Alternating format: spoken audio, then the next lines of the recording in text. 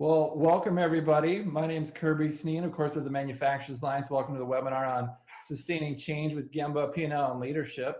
Excited to be able to hear from our speaker, Matt Kanz, and jump right into the topic. But before we do that, I just want to thank everybody for joining us online here. Got some companies that I want to recognize. National Flooring Equipment, Landscape Structures, Sunopta, Cantel Medical, Imperial Plastics, Ergotron, Navy Island, and Anderson Corporation are all with us. In addition to others, specifically we got Bruce Rolls, Tim Ellis, Gary Jang, Paul Welchert, and again others that are joining us personally. So thanks everyone that could join us. I just want to be able to tee a couple of things up here before we get into Matt's presentation.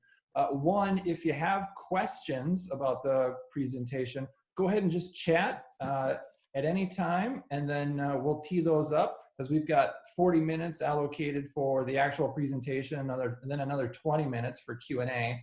I'll watch the clock and I'll make sure to tee up all those questions near the end. And then also, I know many of you have already, but if you haven't yet, go ahead and mute your microphone, and then you can turn off your video as we get into the presentation.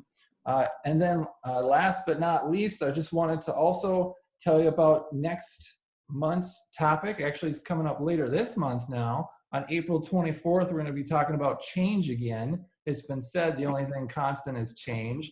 And we're actually going to be talking about leading change, specifically during these uncertain times. And so we've got a great speaker lined up, Jim Drennan, who's actually on the line with us today. Thanks, Jim, for joining us. And so if you'd like, save the date. We'll be talking about leading change with Jim Drennan on April 24th. You can find more information out on our website, and then information to join us online will be sent out to those that register. And of course, you can also watch the recording after the fact. So with that, I just want to briefly tee things up just to tell you a little bit about Matt Kanz. He has told me a few things about his background that I thought I would share before he takes it over. One, he is a farm boy turned manufacturing leader. And so I thought that was pretty cool. He's got that farm boy work ethic. You can see it. I know I've felt it working with him on these presentations. I think he's done 4 in 3 weeks, which is unprecedented for a member. So Matt, I appreciate your leadership and willingness to share. No problem. And then also, he is just so willing to lend his experience coming out of Cargill and then Pentair. Yes, he's got that big company experience, but he's also been able to easily translate it down to how does his experience apply, whether it's a relationship one-on-one or a small team or a single plant. So I think you guys will find him real relatable as well. So strong work ethic, real relatable, and a lot of leadership experience. And so Matt, thank you, in other words, for lending us your experience, putting the presentation together. Go ahead and share your presentation. We are all yours. Take it away. Hey, thank you for the introduction, Kirby. Part of the reason why I wanted to do the presentations, as soon as the pandemic hit, Kirby and I talked pretty much the next day, and I said I would like to help out in whatever way possible because the Manufacturers Alliance does a great service to the community by being part of the community. And so I said, whatever I can do to help. And he said, hey, I'll take you up on that. And he meant it. So it's one of those things where shared several presentations. This one's probably one of my favorite ones, though, because it's not something I've shared widely because really put it together about 3 or 4 months ago. And what I meant by put it together, it kind of really came together after joining Jack Links. And so as you can see all the brands up there, pretty cool company. When I wake up in the morning, I honestly do pinch myself that I get to work for Jack Links. Not only are the brand, it's world renowned, but as you look across Larissa's Kitchen, the Cold Craft, Pepperami, Beefy, it's a global organization too, which most people don't know. But when I joined Jack Links, a different organization compared to Pentair and Cargill, and that's when this triangle came together and really about sustaining change. And that's what we're going to talk about. It's called the Sustainment Triangle. So I'm going to pull some past experience, but also some experience from working at Jack Links. And as Kirby mentioned, grew up around farming. So my dad actually was a farmer He went back to college, University of Minnesota, and he left farming and became an engineer. And we would go back to the farm every weekend, and I really enjoyed going to the farm. And one thing that always amazed me was I would see farmers copying each other. So they'd see the neighbor down the road. They had a certain type of feed, a certain type of seed, type of tractor, whatever it was, and they would copy whatever was down the road. Hey, you know, the neighbor's doing this, I'm going to try that. And it was one of those things where that kind of laid dormant with me for the last 25 years about giving attention to what influences your success instead of paying attention to others' success. It's an important statement because a lot of times I see organizations want to copy other organizations on what they're doing, and they think that it'll be successful. The reason why that's important is we see that a lot in lean. Lean and continuous improvement's been a big part of my career post-farming, and it's really been around, hey, the Toyota production system, you know, the 14 points, let's copy those, let's create the house of PIMS, let's do these things that are kind of centric to our business, but we're basically copying tools. And so I'm going to talk a little bit about the Sustainment Triangle because it takes a different approach to those tools. It kind of comes from the other side. So it is a triangle, pretty simple. But one thing I looked up on the internet was the greatest architecture feats of mankind. And number one was the pyramids, which kind of boggled my mind. But you think about the Taj Mahal and all these other great things. But you think about the simplistic tools to create those modern marvels, or those marvels that have stood the test of time. And I kind of think about that. The simplest things can be the most impactful. And so when I think about the Sustainment Triangle, the top of it is the Gemba, the shop floor.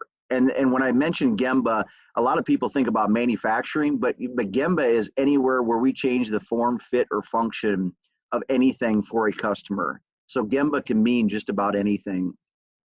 Number two is P&L. So people talk about the P&L and they say, well, I'm a cost center. We don't have a profit and loss. We're just a cost center. P&L is much deeper than that. The P&L is really the metrics that drive the business. It's the voice of the process. So within lean and continuous improvement, we talk a lot about voice of the customer. I like to talk about voice of the process because at the end of the day, it's a dollar spent or a dollar earned from a customer, whether you're paying team members in reais in Brazil or you're paying pounds in England. A dollar's made and a dollar is spent. So the P&L is extremely important, whether you call it a cost center or however you track it. But P&L is the other piece of the triangle, which is number two, and we're going to go clockwise. And the next one is leadership. And when I say leadership, it's really leadership from the top, from the CEO, directors, vice presidents, plant managers, site leaders, supervisors. It's everybody. So leadership is anybody that has an impact on team members that change the form, fit, or function of a product. But it is last. So the triangle, really, number one is Gemba. That's the top. That's the most important. Number two is the P&L, the financials. And then the third stop on the journey of the triangle is leadership. I hear a lot of people talk about leadership being first. Well, if there isn't buy-in, if the leadership doesn't want it, taking another approach, start with actually what's going on the production floor or in the call center or wherever the Gemba may be. That is the first place to start. The reason why it's top of mind is because Gemba is the most important. So when you go to Gemba, we're going to take some steps on how to analyze it, is spend enough time at each step in the process to see it. The little icon, there's a pause button. So when I walk through a plant or any process, spending a lot of time, and it could be an hour, it could be 3 hours at each step of the process to really see it. Invest the time to grow the knowledge. And one lesson I learned, my first foray into manufacturing, it was mixing. I was at a mixer, and Diego was his name. He was training me, and my boss said, hey, go learn from Diego about mixing. Well, I went over there, young guy, spent 30 minutes with Diego, and I said, I'm good. I think I understand this process. Went back to my boss and said, what do you have next for me? He said, go tell Diego he can go to lunch. And I said, okay. And he said, but I want you to mix for him while he's gone, because when he comes back, he's going to go do a different role. And I looked at him like, wait a minute. No, I don't know how to do it. And he said, well, why would you say that you understand something if you don't? And that had a big impact on me. I think a lot of times we say we understand something or we see it, but we really, really don't. So that's why I put the pause symbol there. Is when you have team members or yourself say, hey, I understand the process, really pause to say, do you understand the process fully? The next thing, now that I understand the process or I have a good firm grip on the knowledge of the process, is talk to multiple team members at each step. And it's really critical to listen to them. So it's one of those things where I see both sides of it. Sometimes people say, well, I know the process really well already, so I'm only going to listen to partial of the conversation. So when I talk to the team member, I'm going to interrupt them. I'm going to correct them. I'm going to say, I already know. That's exactly what you do not want to do. When you talk to a team member about the process, you're really looking to make sure that you understand the process, not that they understand the process, but you're really listening to them to understand, did I catch everything on the process? The next thing is document each milestone within the process. Know it so well that you could do it. Back to the Diego example, there was multiple steps to create a batch. So when I went back there, I wrote down every single step. And what happened was, is I was writing down those steps, I started to see, hey, wait a minute, we could modify this, or, you know, the order of ingredients, it could be different. All of a sudden, when I really dug into the process and started documenting it, my eyes opened up and I was like, wow.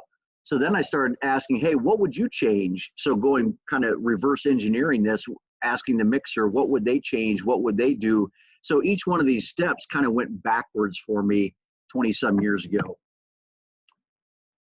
When I talk to team members, I want to understand their knowledge of the business.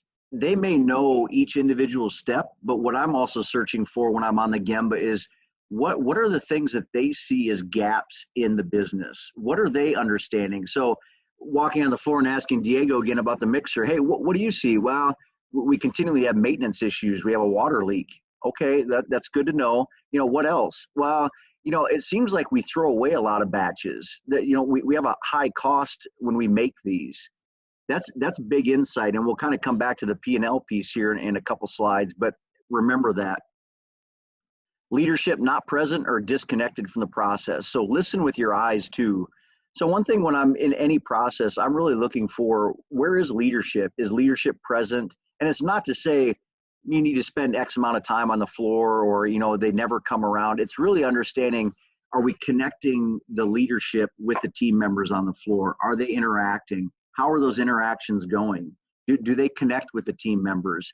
Because as a leader on the floor, if you're looking to make change or drive change, there's other people in the area that need to see those things. So if you're the only one out there for 3 or 4 hours and you never see a leader out there, there may be a little bit of a disconnect there. So not necessarily point that out, wait for judgment. You shouldn't make judgments based on one snapshot when it comes to leadership.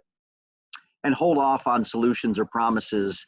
This is one gap I generally see with continuous improvement or lean team members when they join, is they want to jump to conclusions. They want to talk about all the things that they've implemented in the past, or they hear from a team member, well, we have a problem with a leak, you know, the water system doesn't work, and people are busy writing those things down, you know, making lists out there.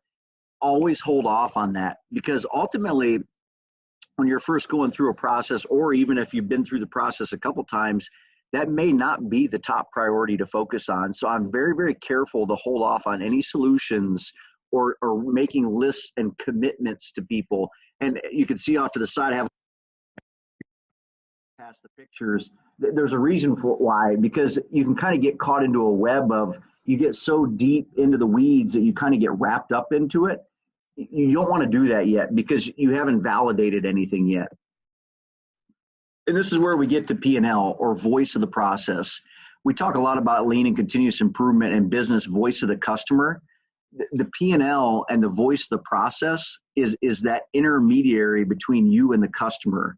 So if they're purchasing a certain good, they're buying something from you, you're going to see it in the results of the P&L. So the voice of the customer is buried within that P&L. So it's important to know that. And that's one gap that I see a lot, is leaders don't understand the financial measures that drive their business. I'm also very careful to say every business is a little bit different. So if you look at conversion costs, or if you look at pieces per pound, or pounds per person. Every business is going to be a little bit different, so I'm not very prescriptive on that.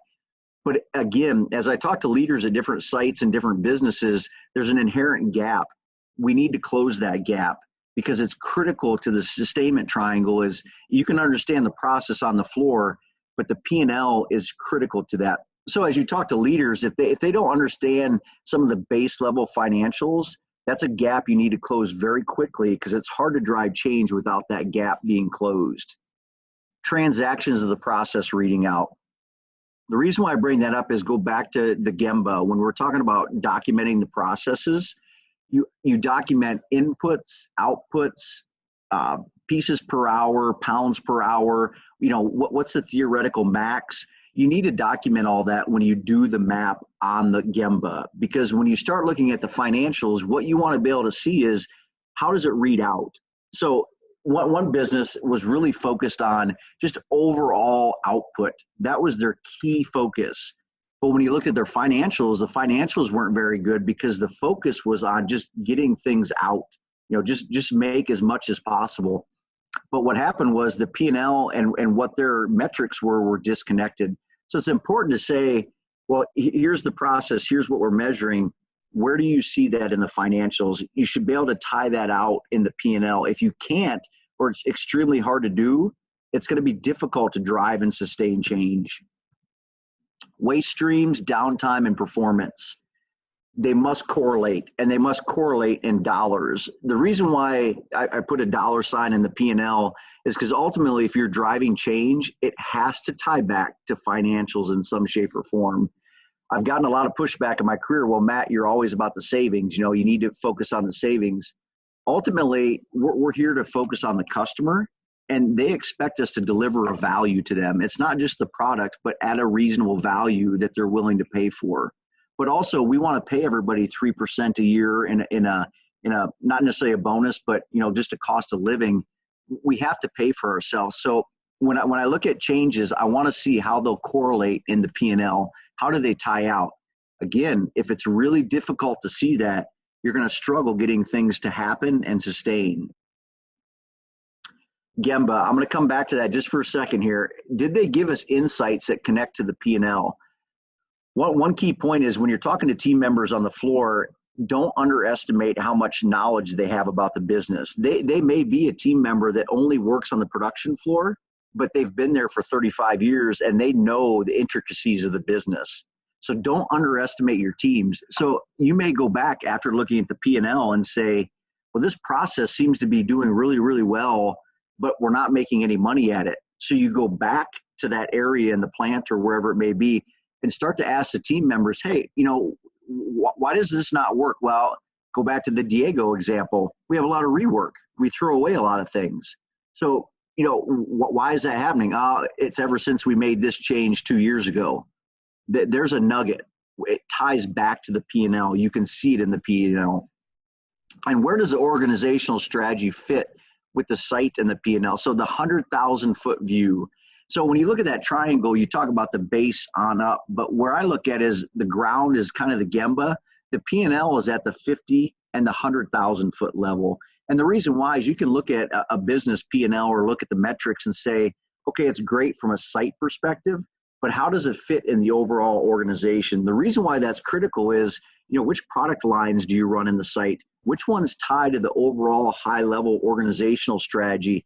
It's important to see that correlation all the way down through. So that product line, that certain site, all the way down to that process. The reason why it's critical to see from 100,000 feet, 50,000 feet to the ground is that's part of that sustainment change with the team members on the floor. That goes back to where you fit and why you matter. If you can explain to the team members how they tie all the way up to the highest parts of the organization, their buy-in is going to be so much higher, and you have a way to measure it that the business cares about, which is in the financials. And there's a common pain point on the Gemba is that the metrics and the floor don't always tie out. So one thing when I mentioned about looking with your eyes is understanding, do we have measures on the floor that tie out to the financials? Some sites won't have any financial information on the floor, and that's perfectly fine. I'm not advocating publicizing financial data. What I'm saying is if the financial data is a cost per piece, let's just take something simple. So it's 100 pieces and it's $1, and this cell makes 1,000 pieces an hour.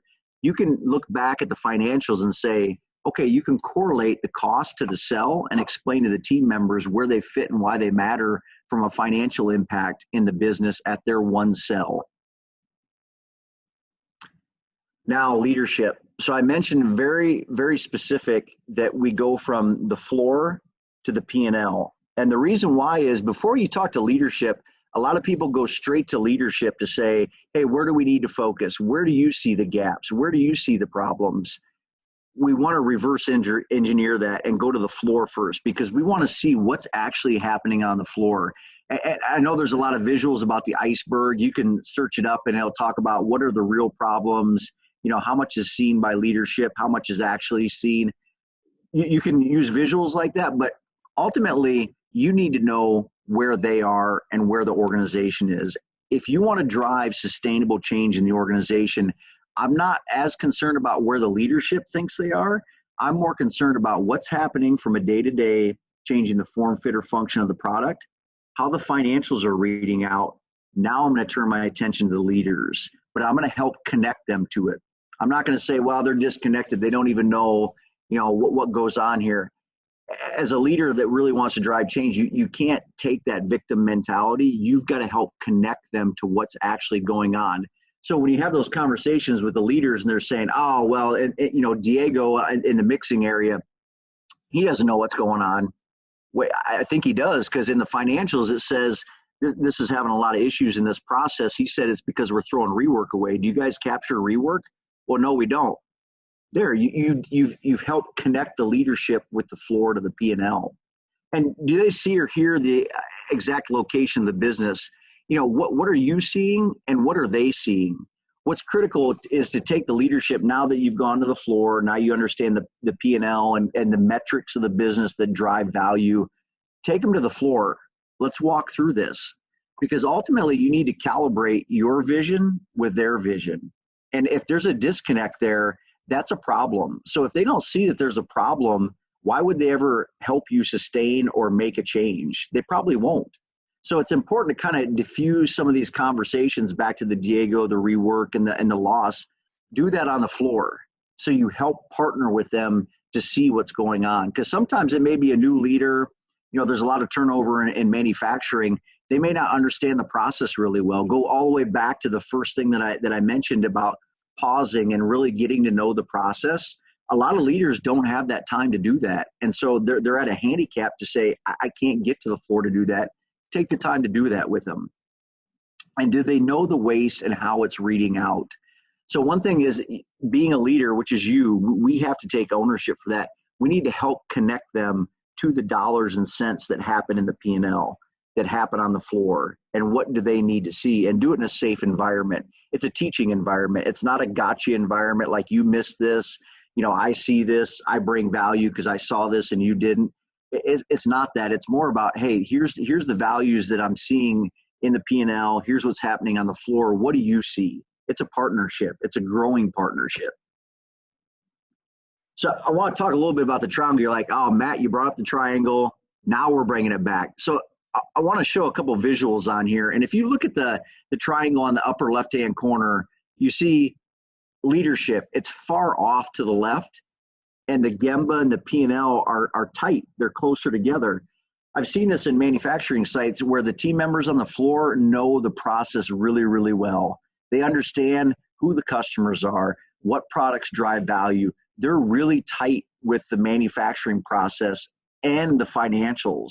And leadership has turned over so much that they're the new flavor of the day, or they just come in, they're brand new, or they don't understand the process well enough. They're so busy firefighting, they haven't got into the details. So I put up there some ideas that you can work on. Is you need to talk to leadership on the floor. Be a leader for the leadership. So one way to do that is start to connect the MDI. So you can use the metrics from the floor, the financials to tie out. Kanban. And you say, Matt, that's random, Kanban? If you think about Kanban, it's extremely useful for seeing inventory. But if you have a really strong team on the floor that understands the financials, that's the perfect team to implement Kanban with, because they're going to own it. They understand the value of it. The leadership may not, but the team members do. Dashboards. So if the leadership doesn't understand the process really well or understand the financials, getting dashboards to come up so that they can start to make the connections is critical. And that goes, and the final thing is leader standard work.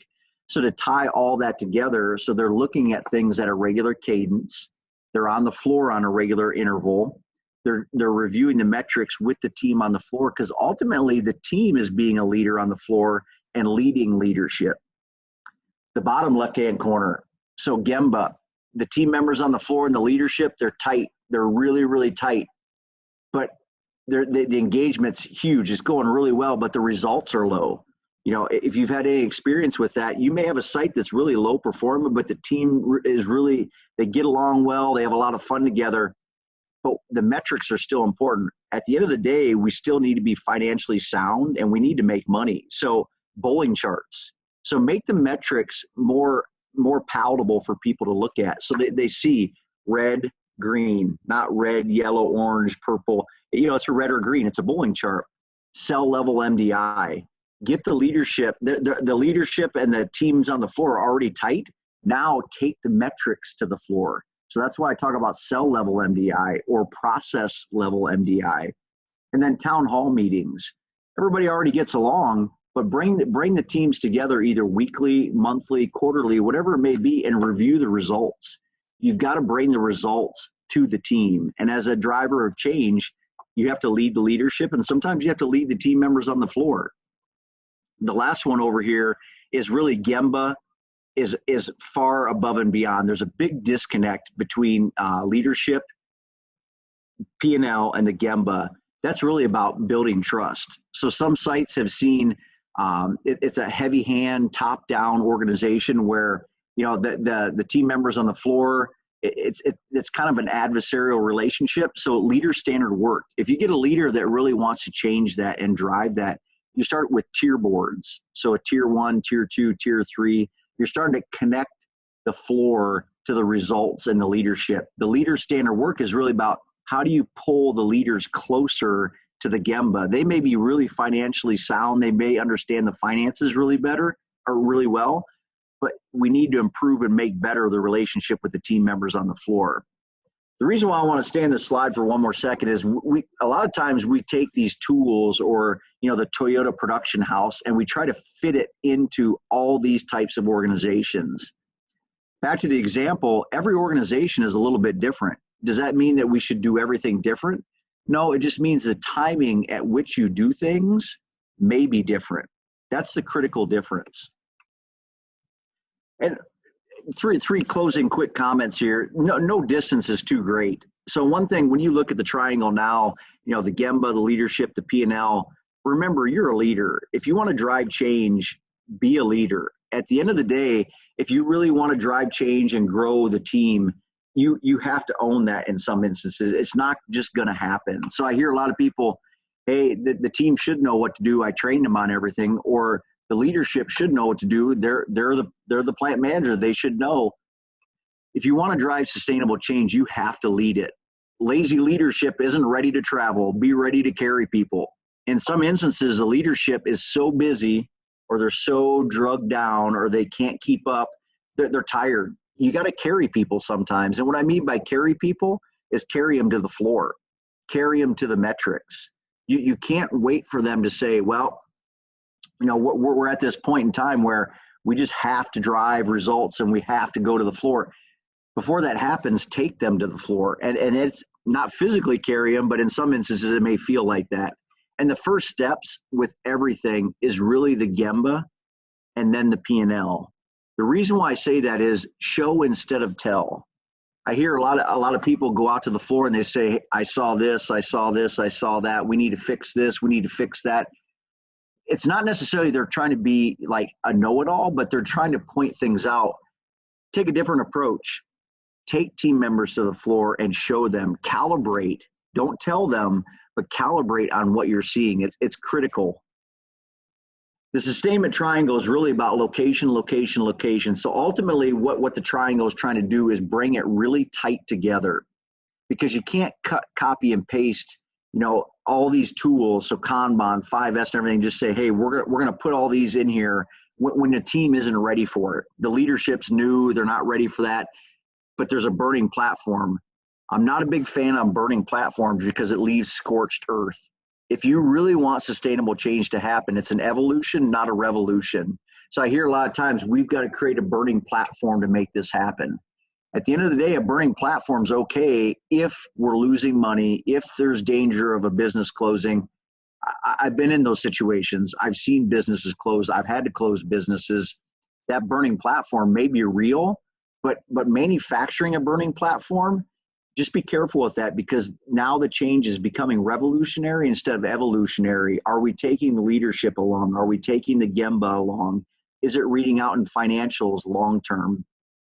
And I think I mentioned the layers of location, the ground, the 50,000 feet, and the 100,000 feet. Kirby asked a question at one of the sessions, where they fit and why they matter. No matter what leadership role that you have in the business, you are a leader. If you're on this call, you're a leader. You want to grow and develop. It's critical that at the very top of the leadership, that we understand how it all fits all the way down to the cell level. When you know that through financials, through business plans, through products, you can start to teach the team members on the floor where they fit and why they matter. And guess what will happen? The leadership may not even know some of the financials that are way above them, because they think it's not important. But the secret is, it is all tied together. It's extremely important to tie all those together. And the GPS identified, when you really look at the triangle and you start to understand the floor and the process really well, and then where the metrics read out and get the leadership involved, the velocity increases.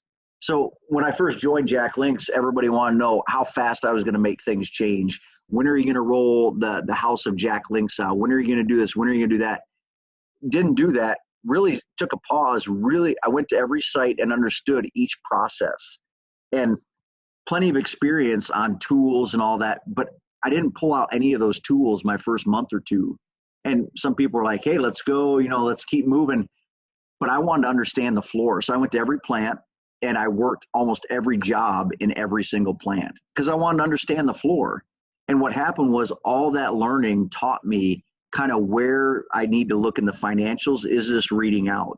Well, I started to tie it to the financials and then went to leadership and said, here's what we need to do. And the velocity just keeps increasing. Change keeps going faster and faster because it all ties together. I don't spend much time selling anything because we've already figured out how everything's interconnected and what we're measuring to drive that velocity. So there is no distance too great. Do you have to be a leader sometimes and carry people? Yes, you do. Unfortunately, when you want to drive sustainable change, it's not easy.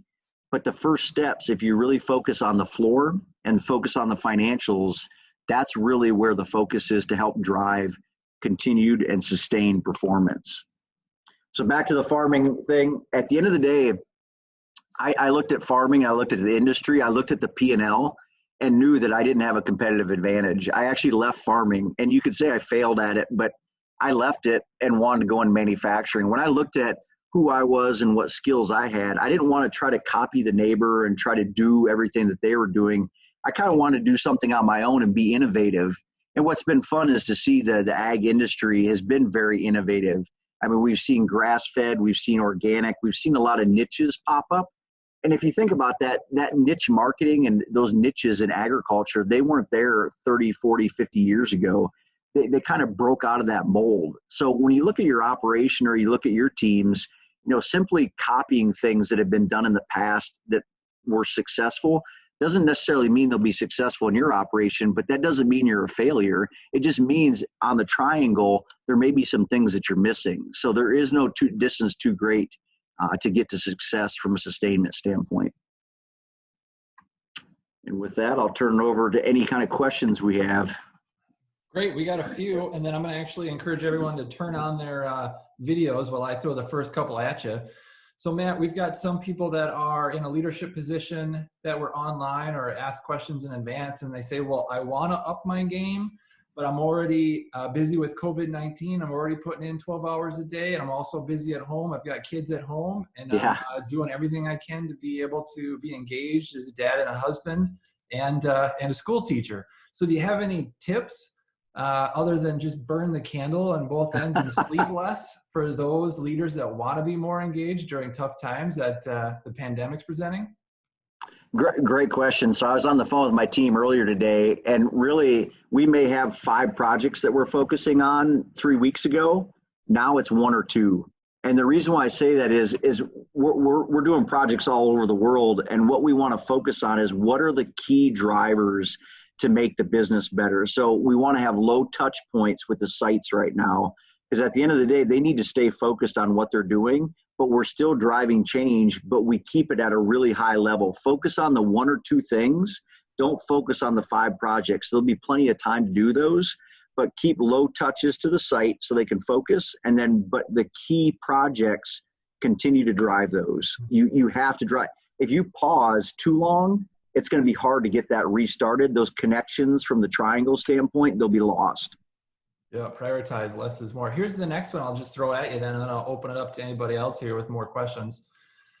What about individuals at that frontline leadership level, and it's their perception that management or executives aren't engaged and they don't enforce standards? Do you have any tips or advice for individuals at that level on how to react or what to say or what to do? Great question. So one thing that I still go back to is the financial aspect of where do you fit and why you matter. And I'll run through a real world example. So when I was a supervisor, I was at a small food manufacturer being a supervisor, and I knew my line really, really well. And so I was always talking to leadership, hey, here's what's happening, here's what's going on. And what I found out was my line was a low profitability line. I had no idea. And so I'm sure every time I came to them, they're like, geez, here comes Matt again. I can care less what his numbers were because we're losing money every time he runs. So I think it's one of those things where that ground level to 50,000 foot level, I think you always need to be striving to get the knowledge at that 50 and 100,000 foot level so you know where you fit and why you matter, because you may also have the highest profitability line. And so your metrics are extremely important to the organization. If they are that important to the organization, people are going to want to know how you're doing, and you start to launch improvement areas or projects in that specific area. So what would you say to the small manufacturer that isn't accustomed to maybe sharing financials or sharing that information to help you understand where you are in the pecking order, so to speak? That's a great question. I get that question a lot. I think it's key to understand what are the drivers for the leadership then? What do they want to know? So they may know, hey, my margins, I'm not going to share that because that's proprietary. We're not going to share that. My next question is, well, what are you comfortable with sharing? I want to know that, because at the end of the day, maybe it's not 100,000 foot, maybe it's 60,000 feet, but take what you can get. So, if it's pieces per person per hour, that's still a metric. And if you say, well, what else are we comfortable sharing? Well, we're comfortable sharing what our variable expense was last month. Okay, so where do I fit into the variable expense? Well, you're the highest.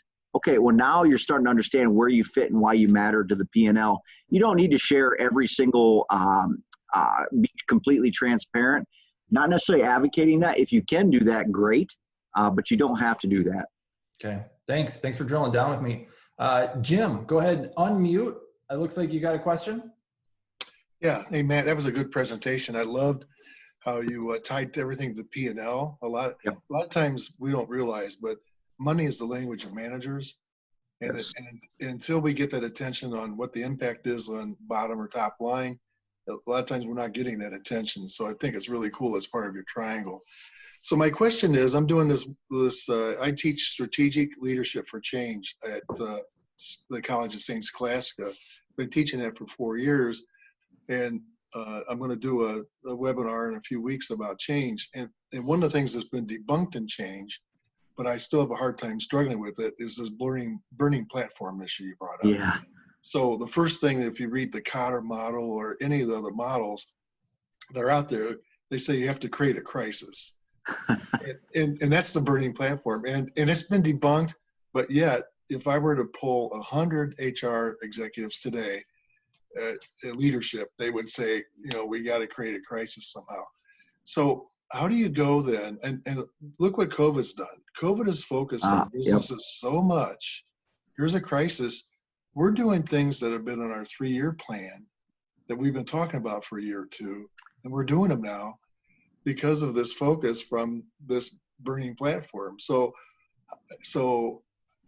of all the things I've read, I've only seen one example where a leader created the focus without relying on a catastrophe. That was Bill Galvin at Motorola. Good. When Motorola was building car radios in the old days, they were catching on fire, and they had so many quality issues that Bill just called all of his executive leaders together and said, here's the deal, 6 Sigma in 12 months. I want 4 failures, no more than 1 million parts, and I want to know why those things are failing. So, and that was it. And everybody jumped on it. But I haven't seen other examples. How many companies you work for to say, we want to reduce our cost by 30%. We want to reduce our vendor base by blank. We want to do this. But it just falls flat. So can you help me through this little conundrum about, the burning platform? How did Galvin do it at Motorola, and what's different? Anybody else has some thoughts on it too, because it's something I'm struggling with and I think a lot about. So help me out here, boss. So just to let everybody know, we have 8 minutes. Oh, we do? Well, wait, I'm not through with my question yet. No, I'm sorry. I'll give you the 2-minute version. Okay, thanks. Here's what's funny. So when I talked about leader standard work, we give leaders leader standard work with boxes to check, and we tell them not to check the box. We tell people not to firefight, and then we light the platform on fire. So for a burning platform. We double talk all the time. What I want to drive is sustainable performance in the organization. And if you rely on emotion to do that, it becomes revolutionary instead of evolutionary. You've got to allow people time to process. If it's a burning platform and you don't want firefighters, then why are you doing that? So you've got to allow people time to process and almost mourn the loss of the old process before they move on to the next one. If you solely rely on emotion to drive change, what's the next? How are you going to hype up that emotion the next time? They're gonna become adrenaline people where like, what's the next crisis? Because we can't do anything without a crisis. So come on, Jim, help me with another crisis. That's different than evolutionary change. So that's my 2-minute spiel. You answered it. I can sleep better tonight. Thank you. Okay. Okay, here's another one, then we'll open it back up to anybody else. But have you been in a situation where there's been contradictory goals or metrics? So there are dashboards in place, but like I'll make an example up since there wasn't one. You've got high inventory levels because you want short lead times for your customer, whatever your company's selling. But you also want to have a lean team focusing on reducing inventory, and they're measured on inventory reductions. So have you ever had contradictory goals and metrics that you've had to address? Most definitely. And it goes back to transparency. I think a lot of leaders, they talk about leading or managing paradigms. What I call is you have to face it to fix it. And what I mean by is call it out. So real world example, finished goods inventory. You have a SKU that has really high finished goods and everybody's like, well, I thought you said we can only have 30 days of inventory on every SKU. Why are we running 120 days worth of inventory on this SKU? You have to kind of call that out. Back to Jim's question, you've got to kind of let people process those things. Otherwise, they'll continue to go back to it. So ultimately, you're going to have to get that down to 30 days. But if you call it out and say, look, guys, we're going to stay at 120 days because of this, this, and this. Are there any questions? Well, nope. Okay, time to move on. You just have to call those things out because ultimately, supply chain, operations, sales, there's all these paradigms that are floating around.